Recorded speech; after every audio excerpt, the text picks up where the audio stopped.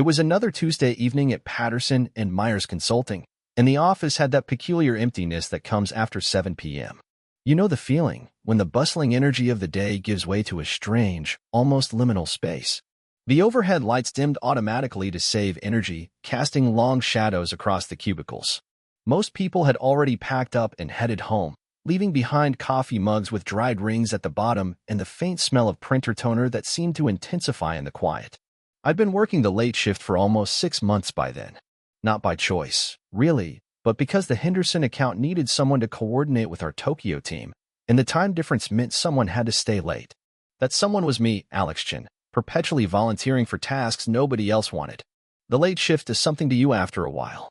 It creates a different relationship with your workplace. During regular hours, an office is just somewhere you earn your paycheck, but after hours, it transforms into something more intimate.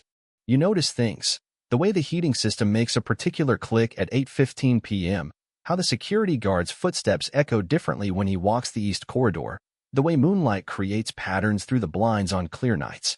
These observations become your companions when you're alone with your thoughts and your deadlines.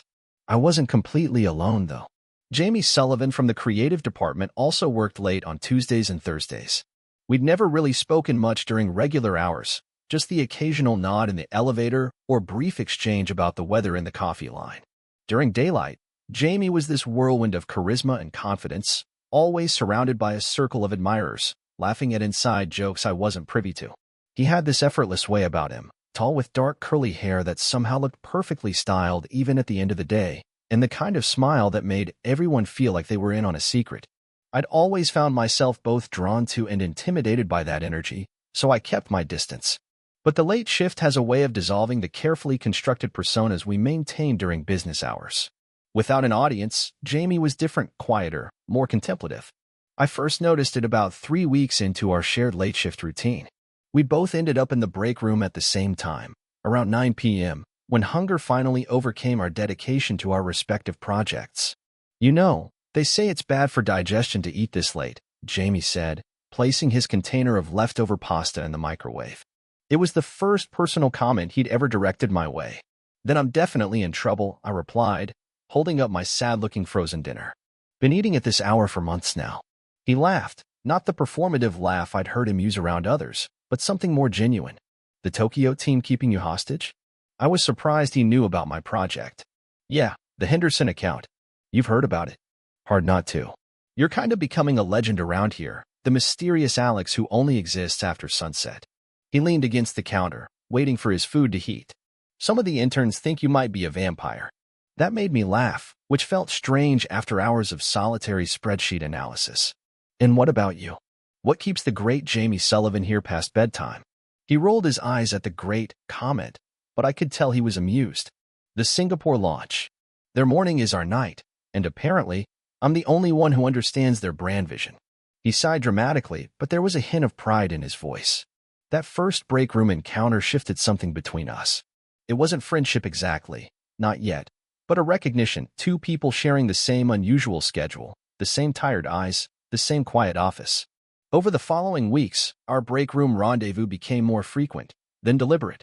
We'd time our breaks to coincide, bringing our food to the small round table in the corner where the overhead light flickered intermittently, casting strange shadows that somehow made our conversations feel more confidential. Let me explain why these late-night break room moments matter so much in understanding what was building between us. During regular office hours, we're all performing versions of ourselves, professional, polished, prepared. But at 10 p.m., with no one else around, those performances become exhausting to maintain. The late shift strips away pretenses. You can't hide your frustration when a file corrupts at 11 p.m., or mask your genuine excitement when you finally solve a problem that's been plaguing you for days. In those unguarded moments, Jamie and I began to see each other, really see each other, beyond our daytime personas.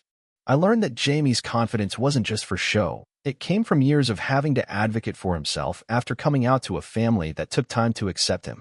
He learned that my quietness wasn't aloofness but a careful observation of the world, a habit formed from growing up as the only Asian kid in a small Midwestern town. We shared stories about college disasters, family holidays gone wrong, and dreams that extended beyond the walls of Patterson and Myers. Have you ever thought about starting your own consultancy? Jamie asked one night, around our third month of late shifts together. We'd upgraded from microwaved leftovers to occasionally ordering delivery, splitting the cost of pizza or Chinese food. I nearly choked on my lo mein. Me? I can barely speak up in department meetings. That's exactly why you'd be good at it, he insisted, pointing his chopsticks at me for emphasis. You listen more than you talk. Do you know how rare that is in this industry? Everyone's so busy trying to prove they're the smartest person in the room that they miss what clients actually need. His faith in me was disarming. No one had ever looked at my introversion as an asset before. What about you? Ever think about leaving? Jamie twirled noodles thoughtfully. Sometimes. I have this idea for a creative agency that specializes in LGBTQ+ inclusive campaigns. Not just the rainbow washing stuff companies do during Pride Month, but authentic representation year-round. The passion in his voice made me look at him differently. In that moment, under the flickering break room light, his eyes lit up with a vision of something meaningful, something that mattered to him personally. I found myself wanting to be part of that vision somehow, wanting to see it succeed. You should do it, I said, with more conviction than I usually allowed myself. You'd be amazing at that. He looked surprised, then pleased. Maybe someday. For now, I'm gathering experience and contacts. He paused, studying me. You know, you're nothing like I thought you'd be, Alex. What did you think I'd be like? I don't know. More corporate, I guess. When I saw you in meetings, you always seemed so contained. Like nothing could touch you. I laughed at that. That's just panic disguised as composure. Inside, I'm usually screaming. Well, you hide it well. He smiled, and something in that smile made my heart do a strange little flip. I like this version of you better, though. The after-hours Alex who laughs at my terrible jokes and has strong opinions about spreadsheet formatting. Conditional formatting is serious business, I protested, but I was smiling too. These exchanges became the highlight of my week. I found myself looking forward to Tuesdays and Thursdays, planning what I might tell Jamie about, wondering what new insight into his life he might share. I started bringing in homemade cookies occasionally, remembering how he'd mentioned missing his grandmother's baking. He began keeping an extra energy drink in the fridge for me, knowing I hit a slump around 10:30 p.m. It was during our fourth month of late shifts when things began to shift subtly. The casual touches started, Jamie's hand on my shoulder when looking at something on my laptop, our fingers brushing when passing documents, sitting just a little closer than necessary at the break room table. Each contact sent a current through me that I tried desperately to ignore. I told myself it was just the isolation of the late shift, two people seeking human connection in an empty office. Nothing more. But there was one night, a particularly stressful one, when the Henderson client had sent a scathing email about discrepancies in the quarterly projections. I'd been frantically rechecking numbers for hours, my eyes burning from staring at the screen. Jamie found me like that, hunched over my desk, rubbing my temples. Hey, he said softly, placing a cup of tea beside me. You missed our usual break. I looked up, disoriented, realizing it was nearly midnight. Sorry, it's been. Henderson's not happy. Without asking for details, Jamie pulled up a chair beside me. Show me what you're working on. Maybe a fresh pair of eyes will help. You don't have to. I want to, he said simply. For the next hour, Jamie sat with me, asking intelligent questions about the data, helping me spot patterns I'd missed in my panic. He didn't understand all the financial terminology, but his creative mind saw connections I hadn't considered. By 1 a.m., we'd identified the issue, a formula error that had been replicated across multiple sheets, and drafted a response to the client. As I sent the email, relief washed over me. You just saved me from a complete meltdown. Thank you. What are late shift buddies for? Jamie smiled, but there was something different in his expression, a softness, a warmth that made the air between us feel charged. We were both exhausted, the office eerily quiet around us. The only light came from my desk lamp and the glow of the computer screen, casting everything in a gentle blue hue. Jamie was still sitting close, our shoulders almost touching. We should probably head home, I said, not moving. Probably, he agreed, also staying perfectly still. There was a moment, one of those moments that seems to stretch and compress time simultaneously, where we just looked at each other. I could see the flecks of gold in his brown eyes, notice the slight stubble on his jaw that hadn't been there earlier in the day, feel the warmth radiating from him in the overly air-conditioned office. Then the security guard's footsteps echoed down the hallway, breaking the spell. We both jumped slightly, suddenly aware of how close we'd been sitting, how long we'd been staring. Jamie cleared his throat and stood up. Get some rest, Alex. You earned it tonight. I nodded, unable to form words, watching as he gathered his things and headed toward the elevator. It wasn't until he was gone that I realized I was holding my breath. That night marked a turning point. Something had shifted between us, something neither of us acknowledged directly but that hummed in the background of every interaction that followed. Our break room meetings became charged with unspoken tension. Conversations would trail off as we caught each other staring. We'd find excuses to work near each other, sharing desk space or meeting rooms when the entire empty office was available to us. It was confusing and exhilarating. I'd never felt this way about a colleague before, never felt this way about another man before, if I'm being completely honest. Or perhaps I had, but had never allowed myself to recognize it. Growing up in a traditional household, certain feelings had always been pushed down, ignored, categorized as admiration rather than attraction. But in the quiet of those late nights with Jamie, those feelings became harder to dismiss. About 2 weeks after the Henderson crisis, we were both working later than usual. A storm had rolled in, rain lashing against the windows, occasional thunder shaking the building. The weather had knocked out power in parts of the city, and our office was running on backup generators, which meant only essential systems were functioning. "The break room lights are out," Jamie announced, returning from an attempt to make coffee. "But the fridge is still working, and I found emergency candles in the supply closet. Dinner by candlelight?" There was a playfulness in his suggestion that made my pulse quicken. "Very romantic," I joked, trying to keep my tone light. "Only the best for my favorite late-shift companion," he replied with a wink that sent my heart racing. We set up our impromptu dinner in the break room, the space transformed by the power outage. Without the harsh fluorescent lights, the room felt intimate, almost cozy. The candles Jamie had found cast a warm, flickering glow that softened everything. Outside, rain continued to pour, creating a cocoon-like feeling of separation from the world. We shared the sandwiches I'd brought from home and the chips Jamie had gotten from the vending machine before the power went out. The conversation flowed easily, as it always did between us now, but there was an undercurrent of something more, a tension that had been building for weeks. "Can I ask you something personal?" Jamie said suddenly, his face serious in the candlelight. My stomach tightened with anticipation and fear. "Sure." He hesitated. Then, "Have you ever felt like you're living your life according to someone else's expectations? Like you've built this whole identity around what other people want you to be?" The question hit close to home, too close. I focused on tearing my napkin into small pieces. "All the time," I admitted. "My parents had my whole life mapped out. Good grades, prestigious college, stable career, marriage to a nice Chinese girl, grandchildren. I've managed the first 3, at least." Jamie nodded, watching me carefully. "And the rest?" I shrugged, not meeting his eyes. "The older I get, the more I realize some of those expectations might not fit who I actually am." "And who are you, Alex?"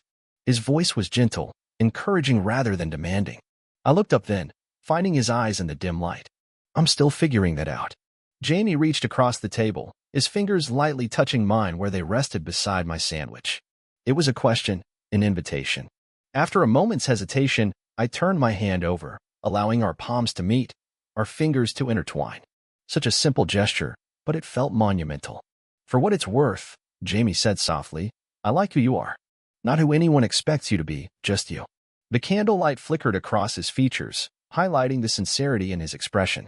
In that moment, the break room felt like the most intimate place in the world, a space outside of time where only the two of us existed.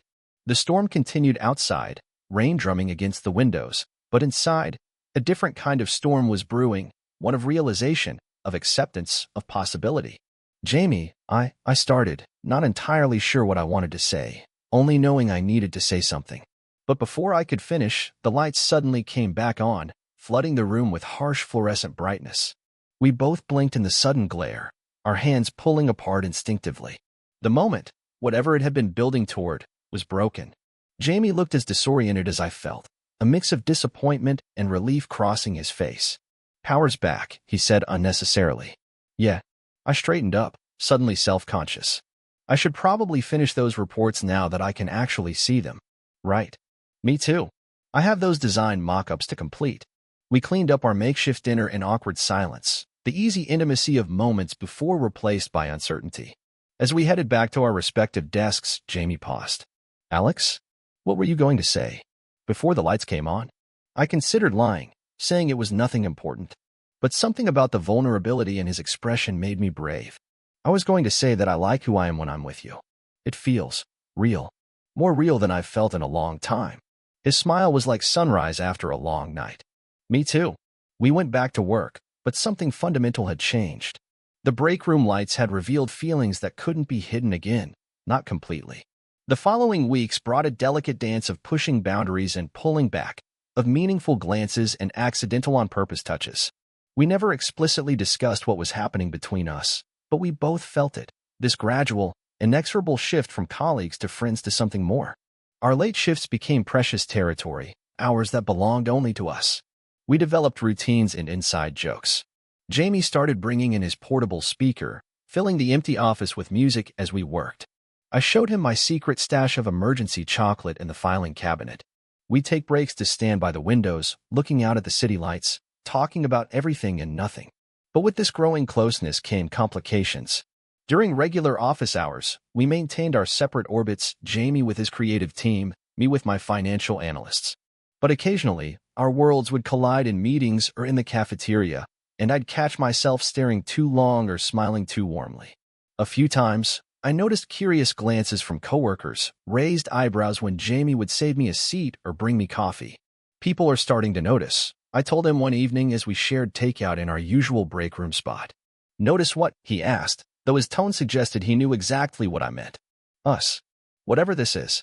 I gestured vaguely between us. Melissa from HR asked me if we were friends now. She seemed surprised. Jamie considered this, twirling his fork in his pasta. Does that bother you? People noticing? It was a loaded question. Did it bother me because I was concerned about workplace gossip?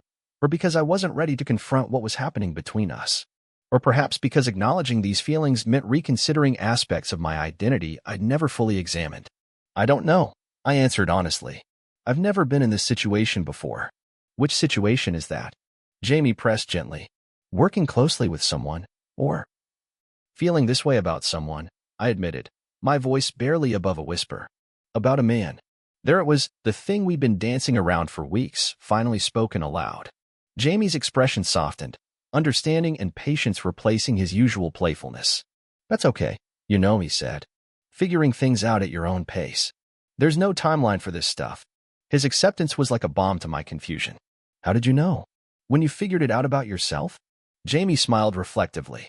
I think I always knew on some level.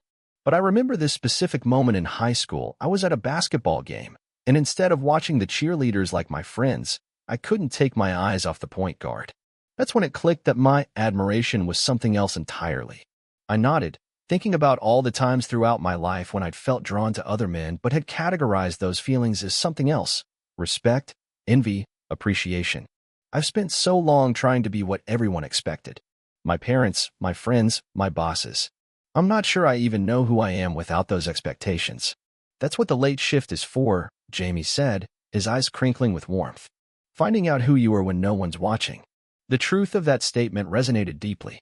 These late nights had become a space of discovery for me, not just about my feelings for Jamie, but about myself, my desires, my authentic identity beneath the carefully constructed persona I presented to the world. Our conversation that night marked another turning point. We began to speak more openly about what was developing between us, though still only during our late shifts, in the safety of our private world after hours. Jamie shared stories about his coming-out journey, his past relationships, the challenges and joys of living authentically. I talked about my fears, my family's expectations, my lifelong sense of being slightly out of step with the person everyone thought I was. Then came the night that changed everything. It was a Thursday in late autumn, nearly 6 months into our late shift routine. The office was particularly empty. A company-wide event had taken most employees out for the evening, but our respective deadlines had kept us behind.